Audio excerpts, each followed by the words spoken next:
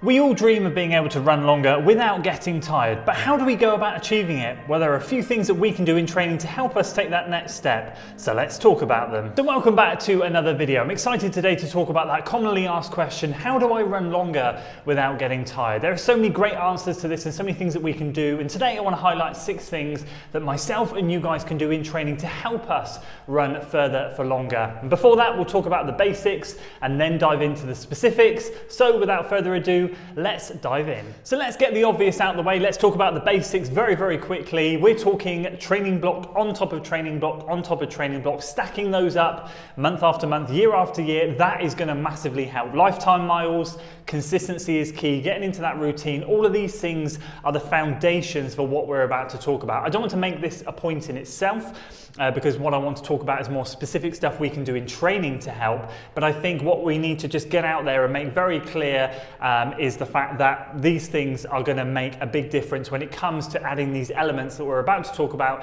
in training. So if you've got a good lifetime set of miles, if you've got some good training blocks under your belt, if you're progressing nicely with your running, that's the key fundamental before we then dive into what we're about to talk about now. And the first point I want to highlight is working through fatigue during training. Obviously, we have to be very careful not to overtrain. We have to be very careful not to go over that red line, that magical red line that might make us overtrain or might make us too fatigued to train. But when we talk about this, we're talking about things like long run workouts that really push our bodies, time on feet, really putting some good effort in. We're talking about over and under workouts, something that I've done recently, and we're working over and under a goal pace. What that allows us to do is not push too hard in the on sections, the hard sections, but the recoveries are not slow jogs. They're a good intense effort still, over and under that goal pace that we have. Talking about interval workouts where we shorten the rest down so that we're working more at specific goal pace, holding that heart rate higher for longer and a more controlled effort. So rather than have a heart rate graph that's,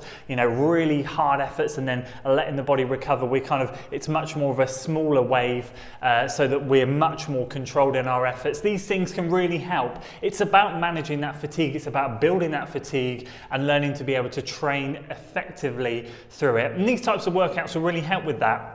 What we're teaching our body is we're teaching our body to get tired and then to continue working hard when tired, but we're not literally getting to the point where we're really struggling to run. The second our form breaks down, the second that paces really start to dramatically drop, we know we've crossed that line and we need to just back off. We need to stop there and don't go any further. That is just a recipe for disaster. But if we have these workouts in our training plans, whether it's from your coach, whether it's from a training plan you get off the internet, or whether you're experimenting with yourself, these things may massively help. And a quick point for number 2, make sure you have progressive workouts within your training plan. What do I mean by that? Well, this doesn't really apply to the people that are being coached because your coach will have that sorted. But for those of you out there who are putting your own training plans together, really, these are the people that I'm talking to here. Make sure that at the start you're doing things like, as an example, 10 by 1 minute on, 1 minute off. So 10 minutes worth of work, hard effort, 20 minutes in total. But then towards the end of your training plan, when you're peaking, those intervals might want to become something like 6, 7 or 8 by 3 minutes on, 1 minute off. You can see that there's what's happened there at the beginning is we've got 10 minutes worth of work, and towards the end there we've got sort of between 21 to 27 minutes worth of work. But within that, we are having recoveries, but whereas in the beginning we had equal recoveries, we now have recoveries which are a heck of a lot, like a third of what our interval work was. And what that's teaching our body to do is to put in a longer effort. So we're fatiguing the body slightly, as we've just talked about, but it's going to be more controlled because we know we have a shorter rest. So we know we've got, do rep 1, we've got another 5, 6, 7 of these to do. So we've got to make sure that effort is not completely all out. It is a hard effort, but controlled. And again, we're just teaching our body that from week 1 to week 8, 9, 10, 11, 12, whatever it is, we're going through the gears, we're working up, we're increasing that effort level we're putting in each week, and we're just effectively getting to the end a heck of a lot further forward than we were in week 1. So just a point to note there for the people coaching yourselves, make sure that you have these progressive plans in place. And point number 3, something I love to talk about on this channel, utilize undulating terrain, utilize hills, utilize trails to your benefit. This is going to get you stronger. So something that's going to help us run further for longer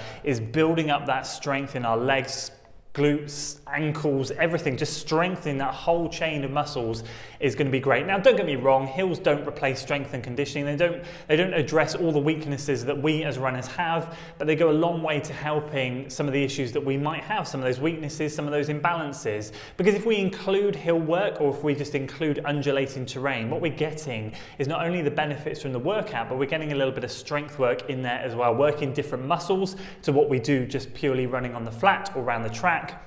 And effectively, it's just a win-win for us. We get the benefits of training and we get the benefits of strength. So you can kind of kill two birds with one stone with this, and it's something that over years I've found have got my legs feeling really, really strong. I feel that sometimes they can almost feel bulletproof. You know, touch wood, they do really, really well in terms of taking my workouts out onto the undulating trails, using some of those hills. It just really, really helps, and I genuinely can't recommend it enough. And tip number 4 is going to be all about working on that running form. This really will help you run further for longer, because effectively, if we have running form that isn't quite as efficient as it could be, let's be honest, we all watch these running videos that teach us how to have good running form and the proper way to carry our arms, hold our chest up, all of this stuff, hips forward. We can watch those till the cows come home. We're not all going to be perfect. Trust me, I know this, but we can be the best that we can be. We can be the most efficient that our bodies will let us be. And that can come in the shape of working on those trails or undulating terrain like I've just talked about to build strength. That can come in the form of drills and strides, and that can come in the form of doing specific strength and conditioning to fix weaknesses. Because effectively, if you think of it this way, if we have sloppy running form, which I used to have and still sometimes do, we can use more energy per step than we need to. So if we have better running form, then we're using less energy per step, meaning that we can go further for longer. So again, this is something that's really important. It's such a big topic in itself that we could discuss for hours, but just in a nutshell, working on our running form either through using hills and undulating terrain, through drills and strides, or specific strength and conditioning can really, really help. And tip number 5 is going to be having a different focus per training block that you do. This is more aimed towards the people that have been running now, I guess, for 2-3+ years, that have done a few different training blocks. Mixing in different types of training is great for your aerobic system. We could be talking about a speed block where we could be doing track work, 5K, 10K stuff, and we really focus on that top end speed. And obviously these events are still very aerobic, but getting that top end speed is really going to help with the leg turnover, get that top end firing, and stuff that we wouldn't normally target when we're doing stuff like half marathon and marathon training. Again, we sprinkle in some of that stuff with the longer distance work, but we don't necessarily focus on it as hard as we do in 10K. I often personally find my PB in my races come from the transition period between training blocks. Usually 3, 4, 5 weeks into a new training block, I find that's my most effective time to run, because I've just jumped off the back of speed and then I move into endurance with marathon stuff, or I've just done a load of endurance stuff and I kick back in to speed work with 10K blocks. So if you can mix those up as you go and you do fancy a different focus, doing marathon after marathon is great, but just dropping in a little, even if it's 4, 6, 8 weeks worth of speed, is great to mix things up, get the body working differently before you go back to what you want to do. And point number 6, this is probably targeting the more advanced runners, but this is targeting people that have done a multitude of training blocks.